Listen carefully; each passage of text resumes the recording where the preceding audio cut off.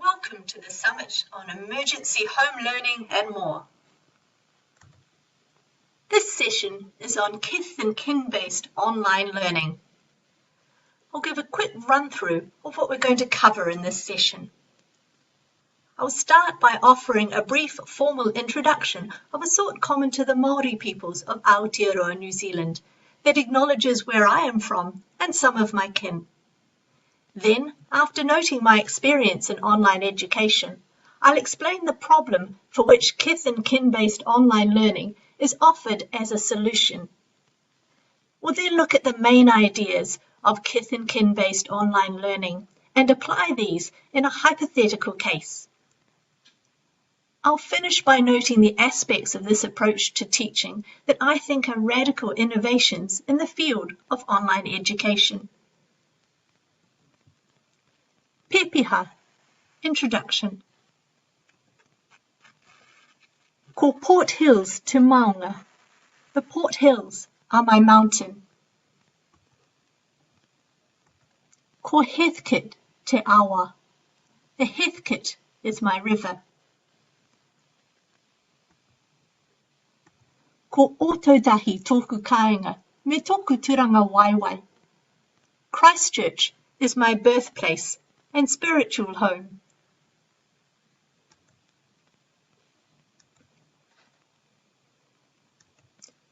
Ko Jeff roa ko Lorraine Scholes oku matua. I acknowledge my parents, Jeff and Lorraine Scholes. Ko Vanessa Scholes tōku ingoa. I am Vanessa Scholes. Kei te awa kairangi e noho ana. I am currently living in Lower Hutt in the Wellington region. You see a picture of this here. Nō reira, tēnā koutou katoa. And so, greetings to everyone. A little bit about my past experience. I worked for nearly 2 decades at the Open Polytechnic, Kuratini Tuwhera. I was a senior lecturer there. I was involved in writing and teaching distance and online courses, and supporting colleagues with online teaching. And doing research. This mostly involved doing conference papers and publishing journal articles, and also some book chapters. This is a journal article, for example. Conference paper. Another journal article.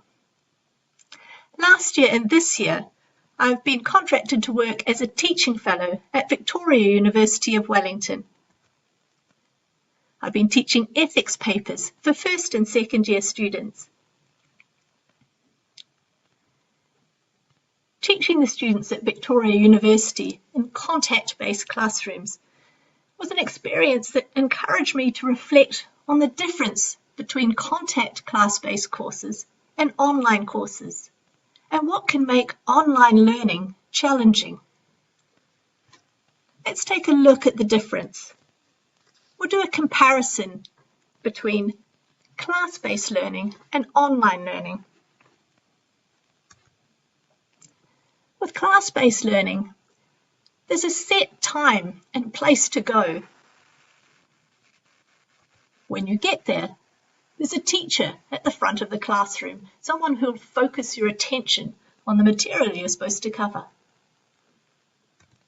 The teacher might focus your attention even more by calling upon you at any point during the lesson to answer a question. Or the teacher might seek feedback from the whole class. It could even be that you are asked to give a presentation to your fellow students, or that you're asked to listen to a presentation from a fellow student. So in these different situations, there are norms of classroom behaviour created by the people around you that help you focus on the learning materials. Compare this with the online learner. There's usually no set time for the online learner to do their lessons. There's no teacher up front in their face. There's no classmates observing their behaviour, generating norms of behaviour for focusing on learning materials.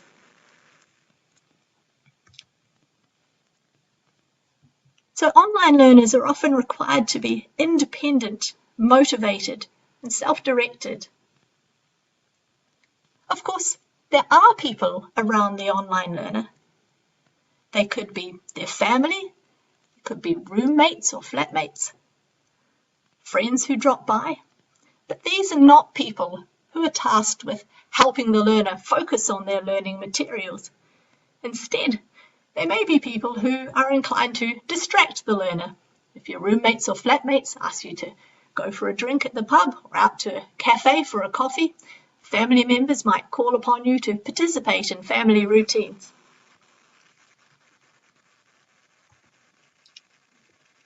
This generates a key problem for online learners in comparison with classroom-based learners. The online learner has to work to secure and maintain effective time on task.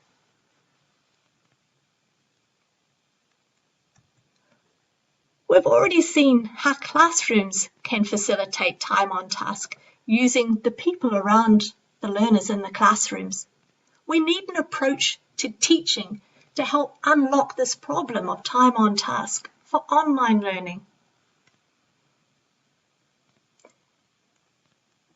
If people around you in a classroom can help with effective time on task for learning, maybe people can also be key for helping this for online learning. So I'm going to introduce the concept of kith and kin-based ARCO approach to online teaching and learning. First, let me say a little bit about some of the terms we're using here. Your kith and your kin, basically your family and trusted people that you're close to. It could be roommates or flatmates, it could be work colleagues. ARCO is a term from the Māori language that means both to teach and to learn.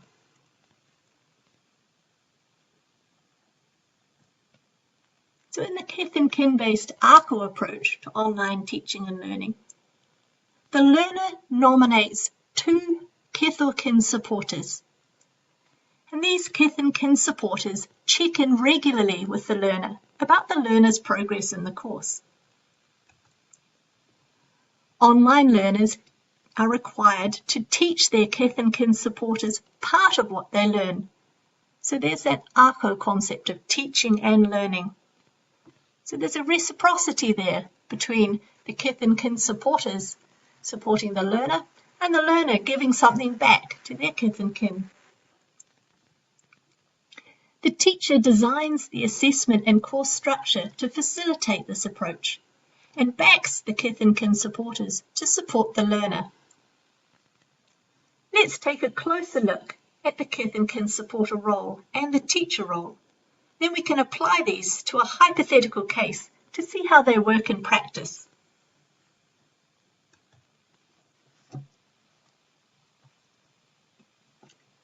So it's important to note that the kith and kin supporter is there to help secure effective time on task for the learner. So a kith and kin supporter is not expected to provide course content, help explain course content, or assess coursework. They're not there to teach. So how can they prompt or facilitate more effective time on task for the learner?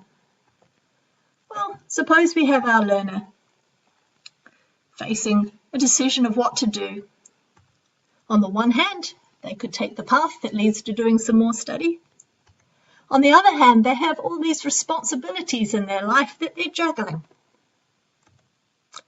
Here's our kith or kin supporter, gently suggesting, let's have a focus on some study. If they're a family member, they might even say, what can I do to help so that you can have some time to focus on your study? So what does the teacher do in this approach to online teaching and learning?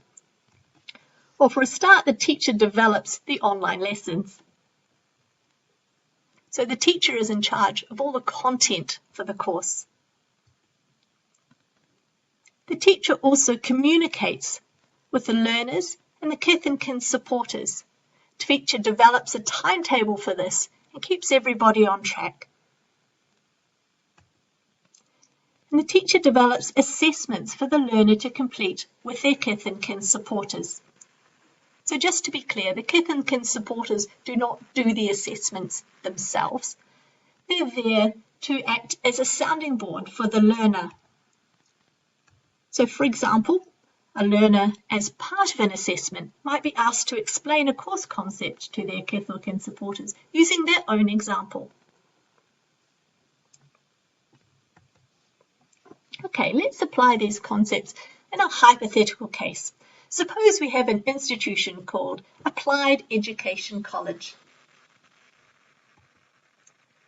This institution offers online courses in applied ethics, applied critical thinking, applied democracy, and applied education.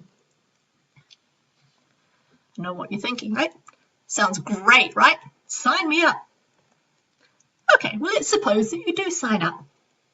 Under a Kith and Kin-based ARCO approach to teaching online, what might happen at the start of the course?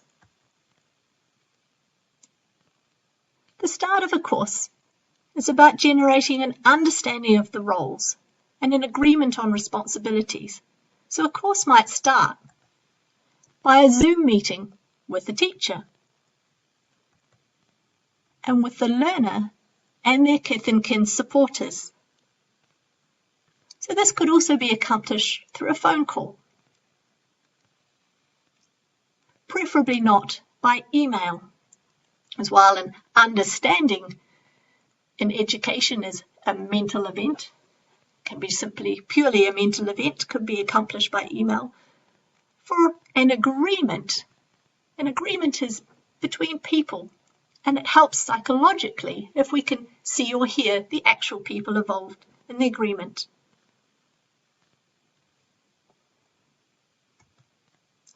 What do Kith and Kin supporters do during the course? Suppose that it's a short online course, 6 weeks or so.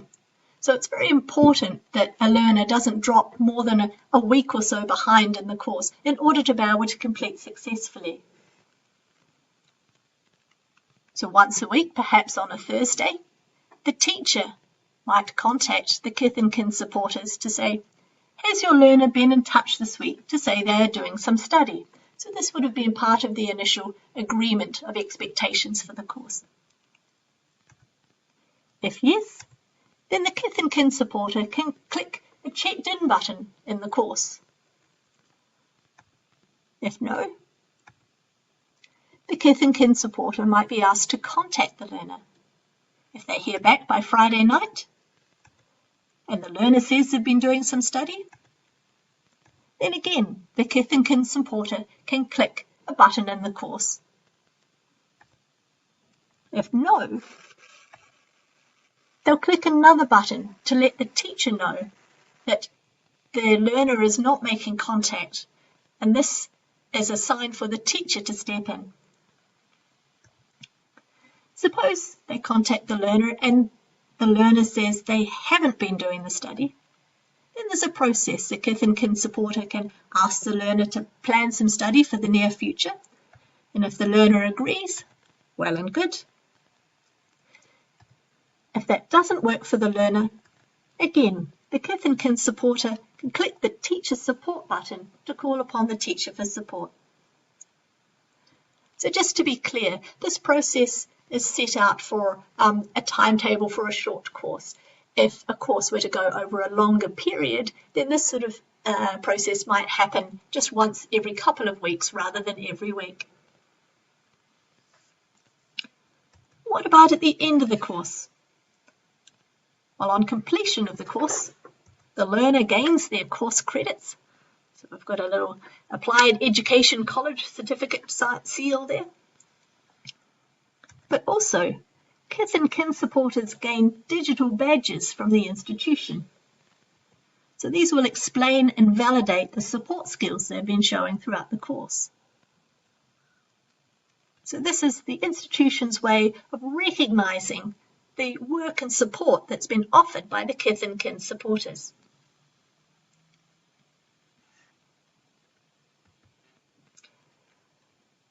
So I'll just say a few words about how I think a Kith and Kin-based ARCOR approach to teaching online presents some radical innovations in the field of online education. So most approaches to online adult education presume that the online learner is a highly independent, self-directed individual. But that's not the case for all of us. So why not presume instead that we may be interdependent learners? This will be more suited to those of us who see our lives as bound up with the lives of others. Most approaches to online education rely on the teacher or online materials to pull the learner out of the learner's home contexts and into the teaching and learning context. This is all well and good to some extent, but why not put some of the teaching and learning also into the learner's context? So this is the concept of ARCOR, of teaching and learning, where the learner can teach some of what they're learning to their Kith and Kin supporters. So they'll be doing this in their home context, whatever that context might be. Or if their Kith are work colleagues, it might be partially in a work context.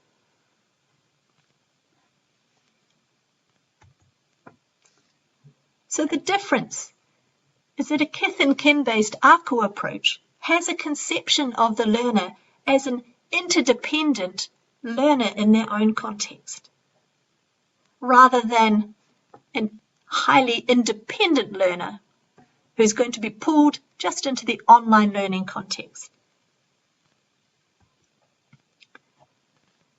The second radical innovation is that a Kith and Kin-based ARCOR approach to teaching online is a supportive, strengths-based approach. So we might ask, what are the key strengths of the online learner's environment? Is it something to do with the technology maybe, that we can program a study o'clock alarm into someone's online schedule so that they can have a little ding of an alarm that goes off when it's time to study, that can call them into study? Well, if you're like me, when those alarms go off, you might hit the snooze button the first time. If you're doing something else that seems important, you might hit the snooze button a second time, and then there's the alarm gone, and your study's not done, and you're still doing whatever it was that was important. I think the answer to the key strengths of the online learner's environment can be found in the answer to this Māori proverb. He aha te mea nui o te ao. What is the most important thing in the world? He tangata, he tangata, he tangata. It is people. It is people. It is people. Imagine how much more effective your study o'clock alarm is going to be if it comes delivered like this. So the Kith and Kin-based ARCOR approach to teaching online is strengths-based because it will work with whatever strengths the Kith and Kin supporters bring. So suppose you have a single mum who has a 10-year-old autistic child. That child might be really good at sticking closely to an agreed schedule. So this approach would say, let's work with that strength and see how we can use that to help mum with her learning.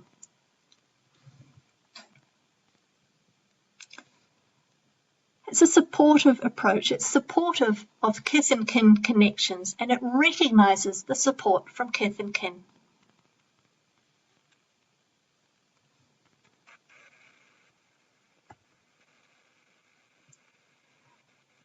So thank you for listening to this brief presentation on Kith and Kin-based online learning.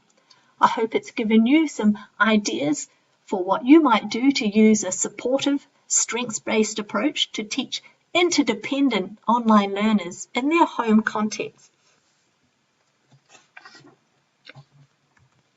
I'm Vanessa Scholes. I'm currently prototyping Kith and Kin-based online courses in Aotearoa, New Zealand.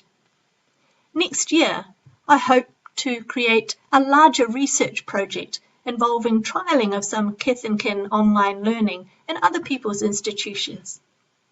If you're interested in being part of such a larger research project, please email me at acolearn@fastmail.org with the subject line EOI, that's for Expressions of Interest, Kith and Kin Project 2021. Thank you.